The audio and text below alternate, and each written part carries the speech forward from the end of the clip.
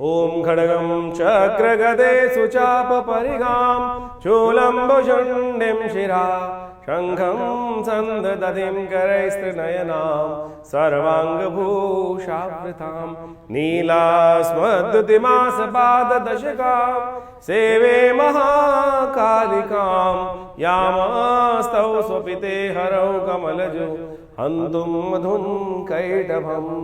ओम जयंती मंगला काली भद्रकाली कपालिनी दुर्गा क्षमा शिवा धात्री स्वाहा स्वधा नमोस्तुते।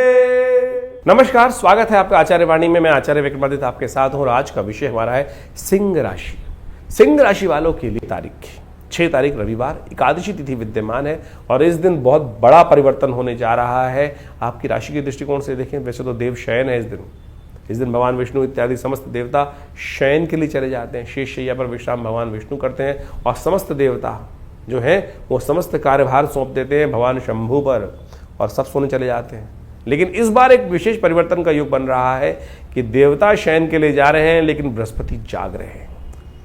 और ये बृहस्पति का जागना आपकी राशि के दृष्टिकोण से, बुद्धि के दृष्टिकोण से, परिश्रम के दृष्टिकोण से, परिवार के दृष्टिकोण से और तो और कई और कार्यों से भी बहुत बढ़िया आपके लिए योग बनाता दिखाई दे रहा है।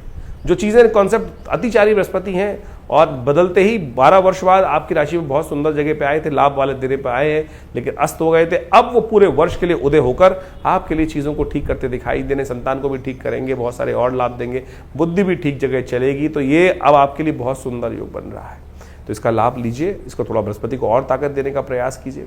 हो सके तो भगवान विष्णु के मंदिर में जाकर उनको विशेष तौर पर पीले पुष्प अर्पित करें, तुलसी के पत्ते अर्पित करने का प्रयास करें, उनका पूजन करने के बाद उनको कमल के पुष्पों की शैया प्रदान करने का प्रयास करें, मखानों की शैया प्रदान करने का प्रयास करें और फिर उनका पूजन कर चरणामृत ग्रहण करें। अकाल मृत्युहरणम सर्वव्याधि विनाशनम विष्णु पादोत्कम पित्वा पुनर्जन्म न विद्यते, शास्त्र में ये अद्भुत रूप से है। तो भगवान विष्णु की पूजा का यह अद्भुत महत्व है, इसको लाभ लेने का आप इस दिन अवश्य प्रयास करें। 7 तारीख सोमवार का अवसर, द्वादशी तिथि विद्यमान है। मन थोड़ा हल्का दिखाई देता है, स्वास्थ्य का ध्यान रखने की जरूरत दिखाई दे रही है। जिस प्रकार का योग बन रहा है, बेकार के कामों में थोड़ा धन खर्च अधिक होने के योग बन सकते हैं, तो थोड़ा सोच विचार कर काम करने की जरूरत है, ऐसे नहीं जल्दी जल्दी करने। ज्ञानियों का सहारा लीजिए।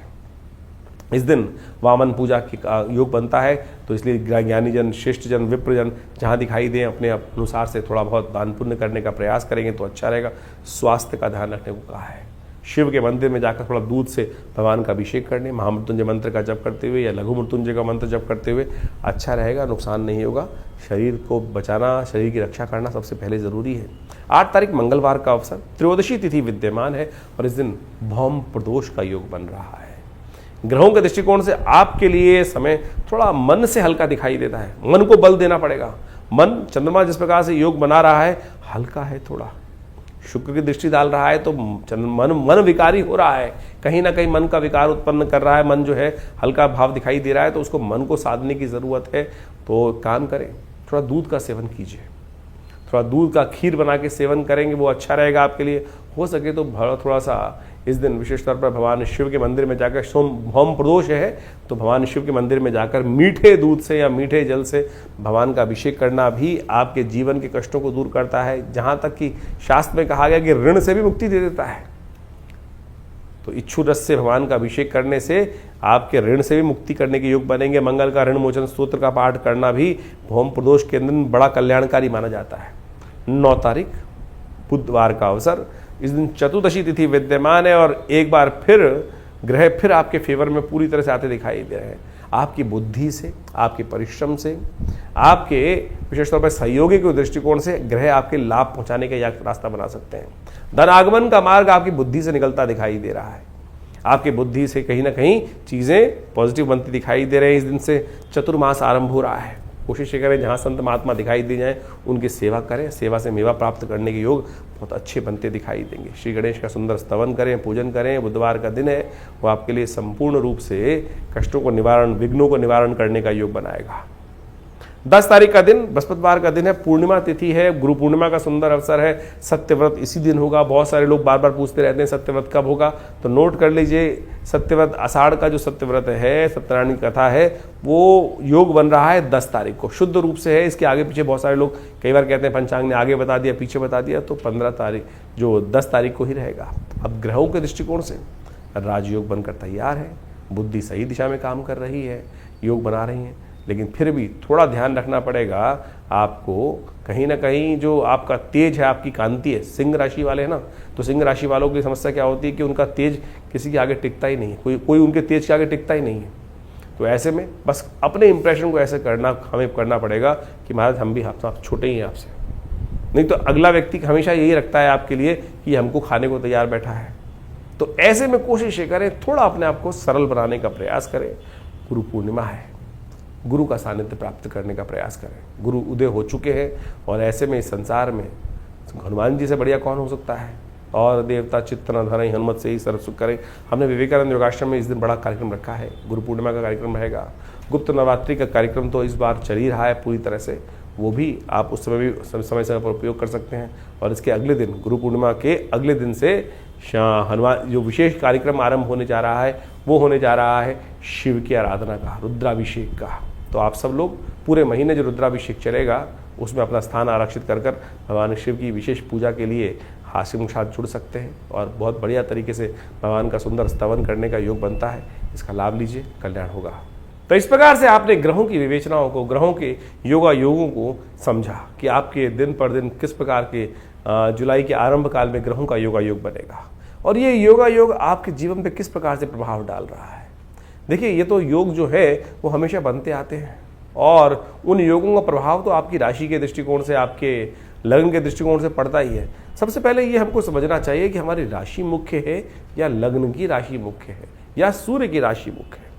क्योंकि सबसे ज़्यादा प्रश्न जो इस वक्त हमारे चैनल पर लोगों के द्वारा पूछे जा रहे हैं या किसी भी ज्योतिषी कार्यक्रम को देख के लोगों के मन में उठता है, वो यही है कि मैं अपनी राशि कौन सी देखूं।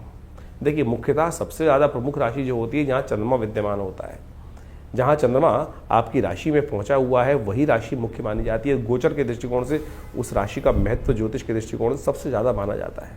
लेकिन हमारा एक ऐसा मानना है और हमने प्रत्यक्ष रूप से ज्योतिष के अंदर देखा कि वह पूरी जन्मपत्री को कई स्वरूप में देखा जा सकता है और उन सब चीज़ों को अच्छे से देखने के बाद फिर ज्योतिषी ही ये को देखना चाहिए कि आपके ऊपर कौन सी राशि के अनुसार से किस प्रकार से ग्रहयोग फलीभूत हो रहे हैं। कई बार चंद्र राशि फलीभूत होती है और कई बार लग्न राशि फलीभूत होती है। वो ग्रहों पे के योग के ऊपर निर्धारित होता है कि ग्रहों के योगायोग किस प्रकार से, किस व्यक्ति के दृष्टिकोण से कौन से ग्रह कार्य कर रहे हैं, कौन से ग्रह सुप्त अवस्था में है, कौन से ग्रह जागृत अवस्था में है, कौन से ग्रह स्वप्नादि अवस्था में है। तो इन सब चीज़ों की विवेचना करने के बाद फिर ये निर्धारित किया जाता है। चंद्र राशि वैसे फिर भी आप सही तरह से देख सकते हैं, आपके जन्मपत्री के अनुसार से चंद्रमा जिस राशि में विद्यमान है उसको चंद्र राशि बोला जाता है। उसके अनुसार से आप देखेंगे तो आपका फल बिल्कुल मैच होगा।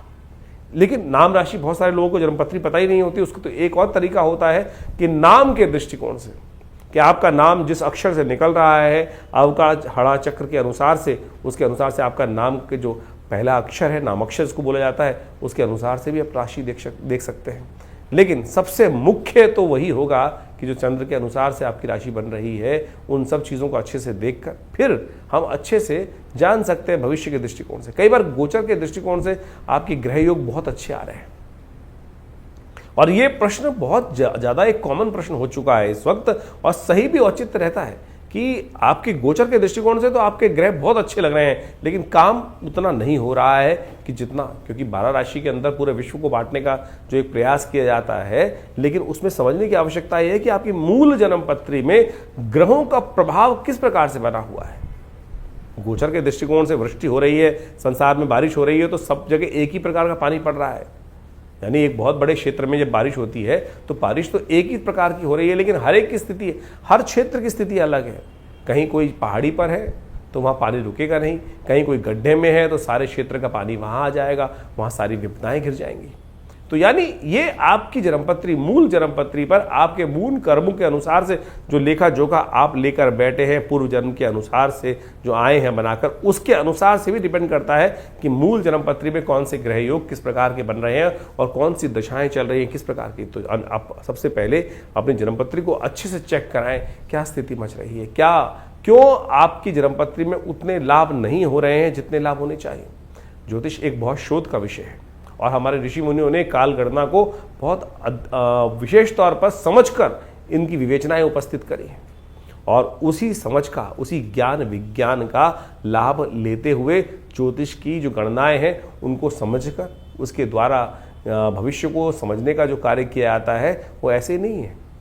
कई बार हमने हजारों जन्मपत्रियों में इस प्रकार से देखा है कि जैसा जो घट रहा है वो सामने, जो चीज सामने दिखाई दे रही है गुण योगा योग के अनुसार से वही घट रहा है, बिल्कुल उसी प्रकार से।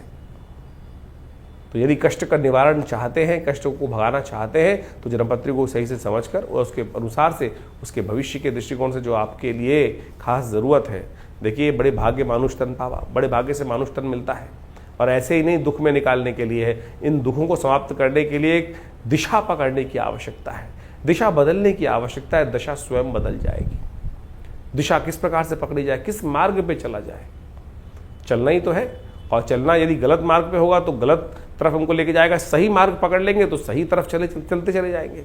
तो यही जो दिशा हमको ज्ञान विज्ञान के माध्यम से मिले तो वो विशेष तौर पर हमारे जीवन में कल्याण का मार्ग बना देती है, सही रास्ता हमको दिखा देती है। तो आप अच्छे से समझें आपकी जन्मपत्री में कौन से ग्रह योग किस प्रकार के हैं। गोचर के दृष्टिकोण से तो हम बता ही रहे हैं आपकी राशि में किस प्रकार के योग बन रहे हैं। और इस वक्त आषाढ़ के महीने के अंतिम अवसर पर जो ग्रहों का योगा योग बनकर तैयार है वो आपने अच्छे से देखा। शनि महाराज अब अपनी राशि को में जो बदलकर पूरे स्थिर हो चुके थे फिर वक्री होने जा रहे हैं।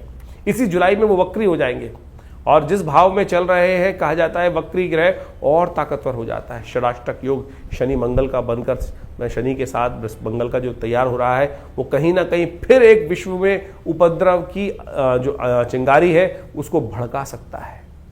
जो लोग कह रहे थे कि शांति हो गई है, ये पुनः शनि महाराज वक्री होने के बाद 4 महीने वक्री रहने वाले हैं शनि महाराज। अच्छी बात यह है कि बृहस्पति उदय हो रहे हैं। बृहस्पति जो उदय हो रहे हैं वो एक बहुत अपना शामक प्रभाव, अतिचारी बृहस्पति, जैसे ही पिछले करीब करीब मई में परिवर्तन किया था उसके बाद परिवर्तन करते ही कुछ दिन बाद ही वो अस्त हो गए सूर्य के सन्निकट आने के कारण से। अब पुनः वो जागृत हो रहे हैं, उदय हो रहे हैं और अपना प्रभाव पूरी तरह से दिखाएंगे। हमने आपकी राशि के दृष्टिकोण से उस पूरे के पूरे जो रास्ता है बृहस्पति और शनि महाराज के वो सब आपके समक्ष तथ्यात्मक तौर पर रखने का प्रयास किया है, उसको आप अच्छे से समझ लें। और फिर भी कोई प्रश्न मन में यदि आ रहा हो तो चिंता ना करें, हम आपके साथ हैं।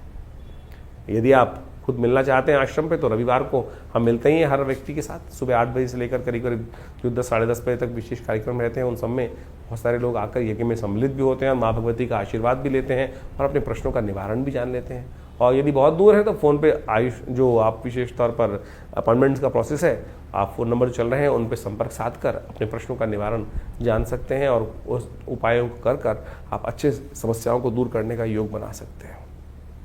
तो ये राशिफल हम लगातार आपके साथ रहते हैं और बहुत सारे अलग अलग जो ज्योतिष की गणनाओं के माध्यम से विभिन्न ग्रहों का परिवर्तन होता है उन सब के समस्त सिद्धांत आप तक पहुंचाने का प्रयास करते रहते हैं।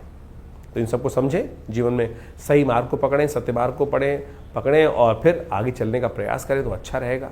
धन्यवाद आप सबका।